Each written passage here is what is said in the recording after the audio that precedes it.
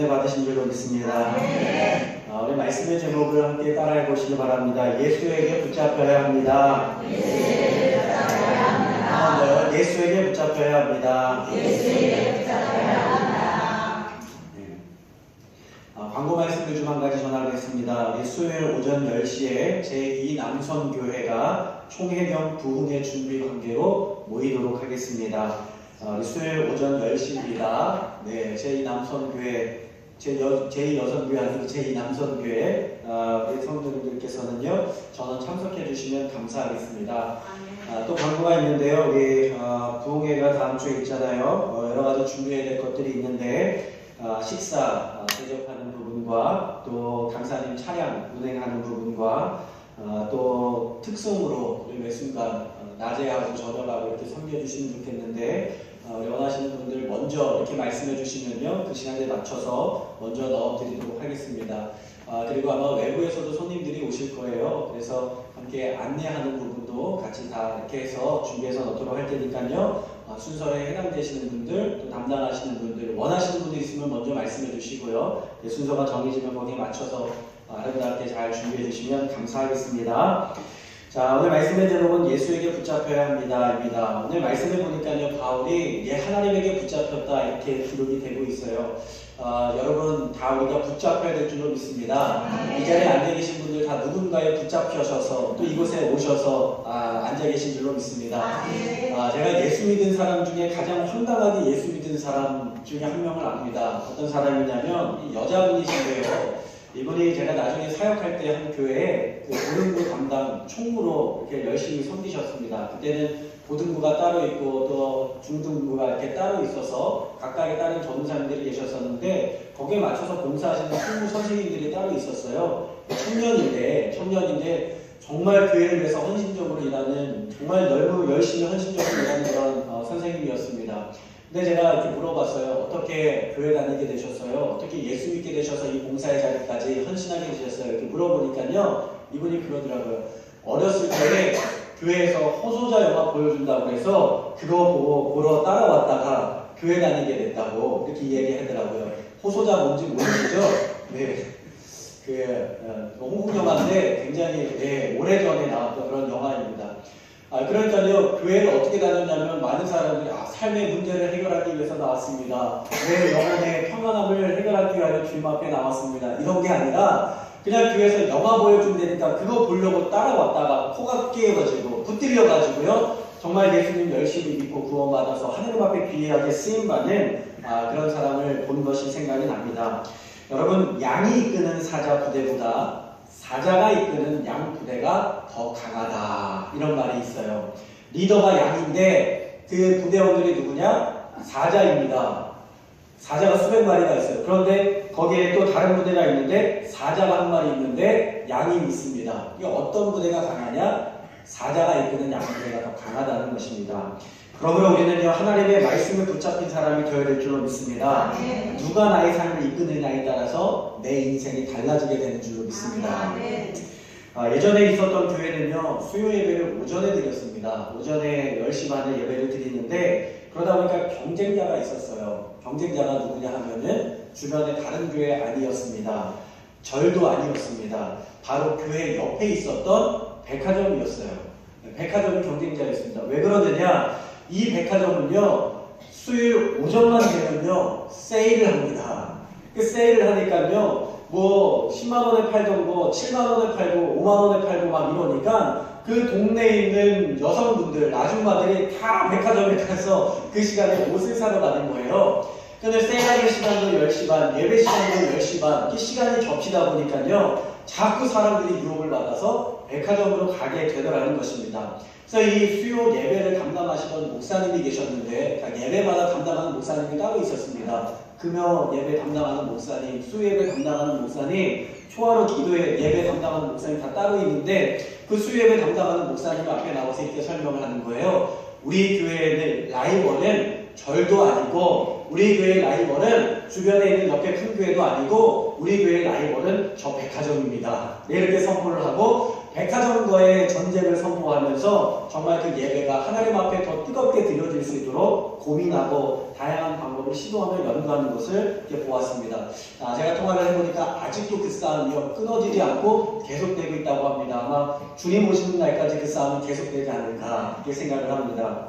여러분, 우리가요 무엇에 붙잡히느냐 하는 인생은 참 중요한 것입니다. 할인과 세일에 여기에 붙잡히게 되면 백화점에 가서 있을 수밖에 없는 것입니다. 그러나 술과 세상의 영에 붙들리면요 세상에 가서 있을 수밖에 없는 것입니다. 그러나 하나님의 영에 붙들리게 되면 우리는 하나님의 생명의 길에 나아가게 될 줄 믿습니다.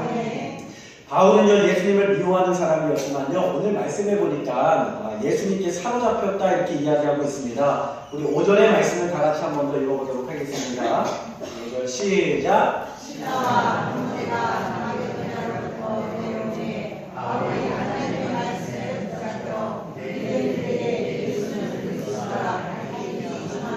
아멘. 자, 사로잡힘이여 생명을 살립니다. 부모는 자식이 아파도 버릴 수가 없습니다. 왜요? 자식에게 사로잡혔기 때문에 그렇습니다. 이 부모는요 자녀가 망나니 같아도 버릴 수가 없습니다. 왜요? 포기할 수 있다면요 부모가 아닌 것이죠. 이 사로잡힘이요 한 생명을 살리는 줄로 믿습니다. 지난주에는 어제 반찬 봉사를 하면서 함께 전도도 하였습니다. 차를 운전하면서 가는데 한 분이 골목길에 차가 들어가야 되는데 나무를 잔뜩 얹은 수레를 끌고 가시는 거예요. 손짓하시더라고요. 이쪽에 올 거냐고. 그래서 예 그쪽에 갈 거예요. 제가 이렇게 말씀을 드렸습니다. 그 순간부터요 천천히 가시던 이분의 발걸음이 굉장히 빨라져서 막 뛰어가시는 거예요. 그러면서 본인의 집 앞에 가셔가지고 피해 주시더라고요. 감사하기도 하고 그래서 가지고 있었던 빵을 좀 전해드렸습니다. 저희 교회 물어보시더라고요. 어디서 왔어요? 그래서 저희 오각교에서 왔어요. 오각교회 성도들입니다. 그랬더니 이분이 그러시는 거예요. 오각교회는 알아요. 그 교회 아버님하고 알아요. 그러시는 거예요. 그러면서 그때부터 말이 편안해지시더라고요. 오각교회 아버님 알아. 그러면서 말을 편하게 하시면서 아버지 나랑 복지관에서 만나지. 이렇게 하시는 거예요. 그러면서 제가 교회 한번 오세요. 교회 한번 오세요. 이렇게 말씀드렸더니 그분이 그러시더라고요. 응, 잘 가. 여러분 그리고 나서 또 동네에 사시는 한 분 어르신의 집에 방문을 하였습니다. 연세가 지긋하신데 이분이요 오래전에 아들을 잃어버리셨어요. 그래서 이 아들을 그리워하면서 계시더라고요. 그러면서 이분이 아들을 20년 전에 잃어버리셨는데 그때는 종교도 없었고 절에 다닌 것도 아니지만 이 아들을 교통사고로 잃어버린 허망함에 이분이 무엇인가를 붙잡아야 되겠다, 또 아들의 영혼을 위로해줘야 되겠다라는 생각이 드셨던 모양이에요. 그래서 종교도 없었지만 절에다가 자신의 아들의 위패를 모아다 놓고 세워놓고 절에 방문하면서 그렇게 기도를 했다는 것입니다.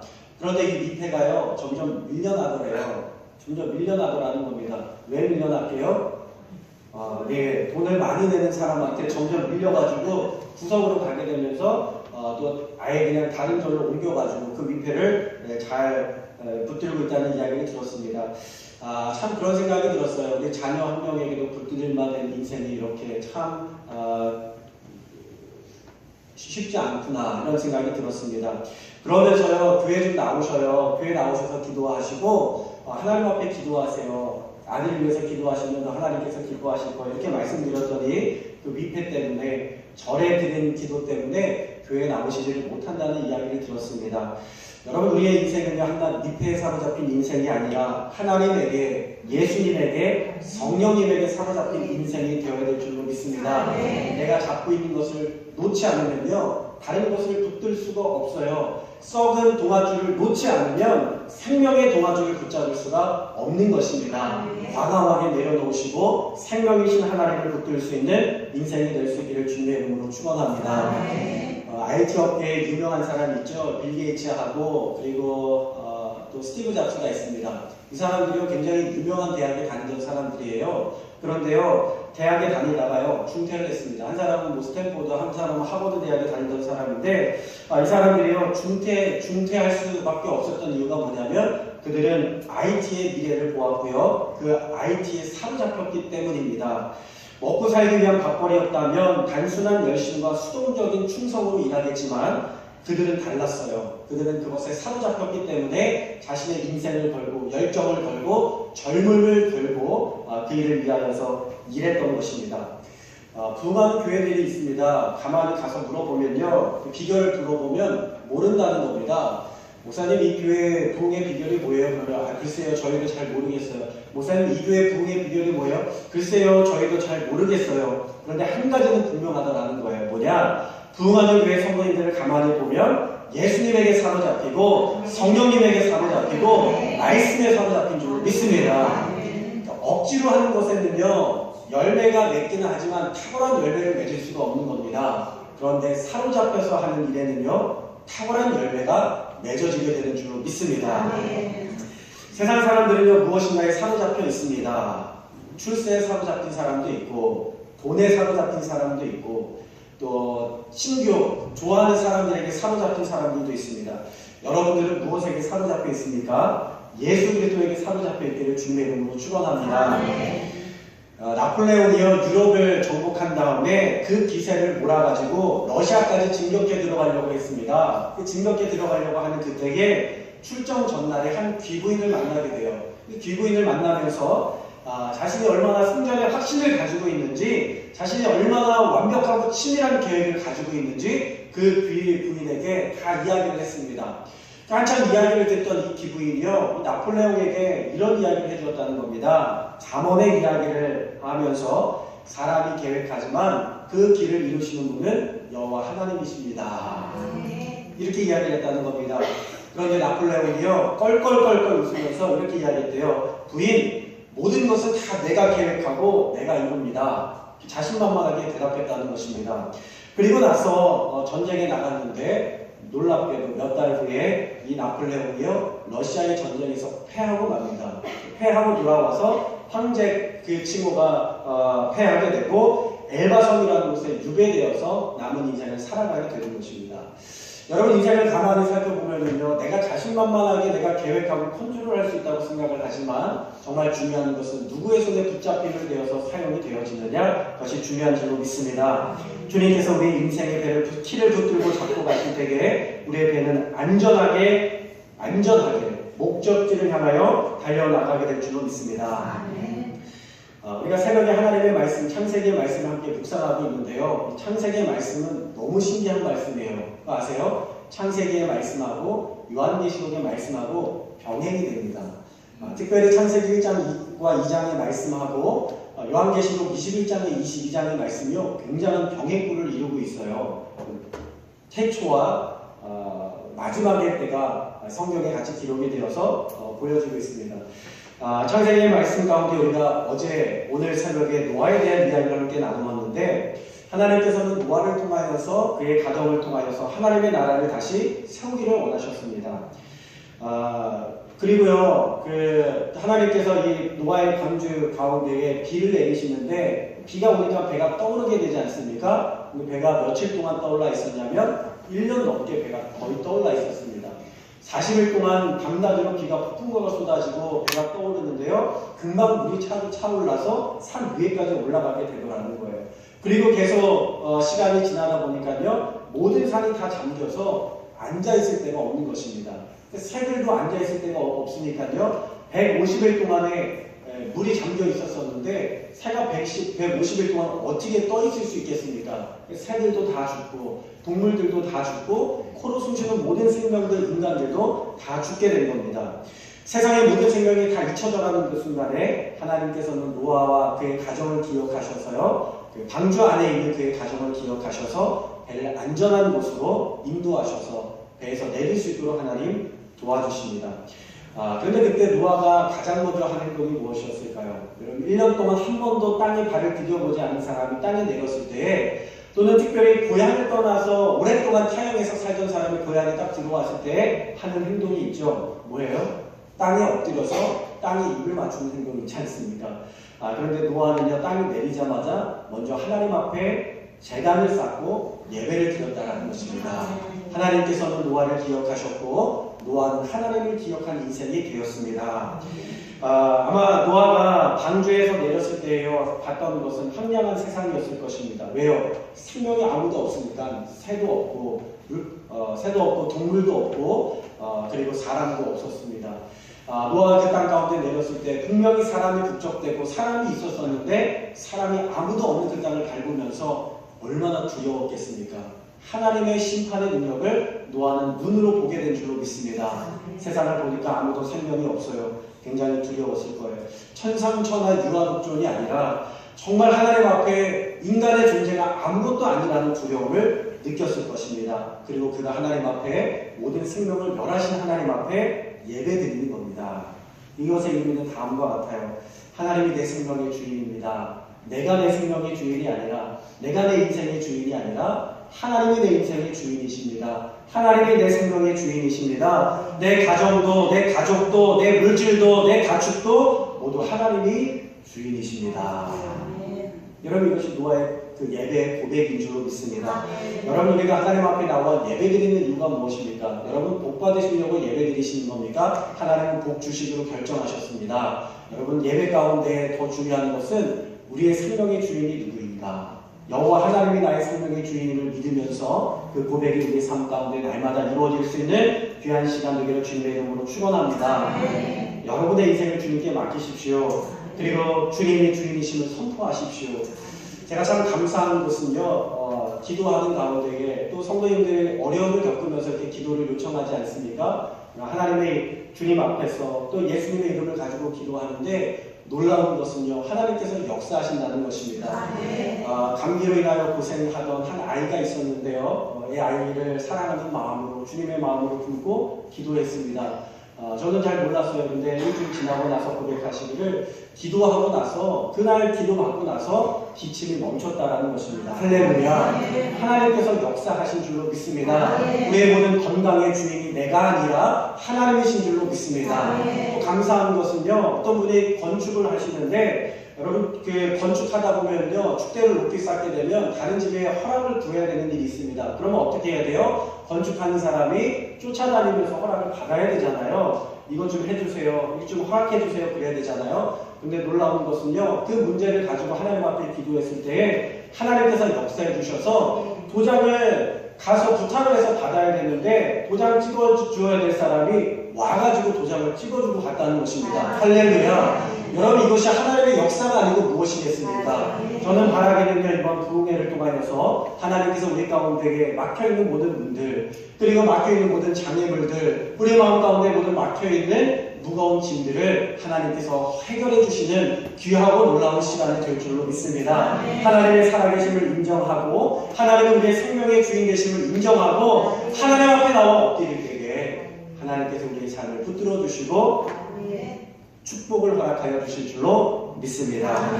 어떤 사람이요, 한 여자를 사랑하게 되었습니다. 안타깝게도요, 사랑하게 되자마자 군대를 가게 된 거예요. 그래가지고요, 이 군대에 가서 사랑하는 여인에게 매일같이 정보를 보냈습니다. 하루, 매일, 일주일, 한 달, 40일, 1년을 그렇게 보내고 나서 누구랑 결혼하였냐면 우체부와 결혼을 했다고 합니다. 왜 그런지 아세요? 매일 만나다 보니까 사랑이 싹튼 거예요. 여러분, 만나야 불꽃이 튑니다. 만나야 사랑이 튑니다. 하나님의 말씀과 날마다 만나야 되고, 하나님의 말씀을 사모하는 자리에 나와야 될 줄로 믿습니다. 그 자리를 사모하여 나올 때에 하나님의 놀라운 은혜와 역사를 경험하게 될 줄로 믿습니다. 우리 청년들도 마찬가지예요. 좋은 배우자를 만나려면요, 첫 번째 하나님 앞에 기도해야 됩니다. 어떤 배우자를 만날 것인지 구체적으로 기도해야 되고, 두 번째 만날 때는요, 반드시 믿음을 가진 사람을 만나야 됩니다. 아무리 내가 믿음이 좋아서 저 사람을 품어줘야지 어려워요. 신앙생활이 어렵고 인생이 어려워지게 됩니다. 반드시 믿음이 좋은 사람을 만나야 됩니다. 세 번째로는요, 성품이 좋은 사람을 만나야 돼요. 믿음과 함께 성품을 봐야 됩니다. 그 성품대로 같이 살아가는 거예요. 그러니까 성품을 봐야 되고, 마지막으로는요, 만나야 됩니다. 자주 만나야 돼요. 한 번도 안 만나는데 불꽃이 튈 일은 없습니다. 그러니까는 열심을 내서 또 자주 만나야 돼요. 또 마찬가지로 하나님 앞에 나와서 열심히 하나님을 만나야 될 줄로 믿습니다. 말씀을 사모할 때에 하나님께서 저와 여러분의 삶을 만나주시고 하나님의 축복을 더해 주실 줄로 믿습니다. 기도하겠습니다. 사랑의 은혜가 풍성하신 아버지 하나님, 하나님의 은혜와 사랑을 감사합니다. 우리 오가교회 하나님께서 사랑하여 주시어서 하나님 날마다 하나님의 말씀을 통하여 살아계신 하나님을 만나게 하시니 감사합니다. 우리 성도님들 하나님 만날 때에, 하나님 예배 드릴 때에 우리의 삶의 주인이 누구인지 다시 한번 깨닫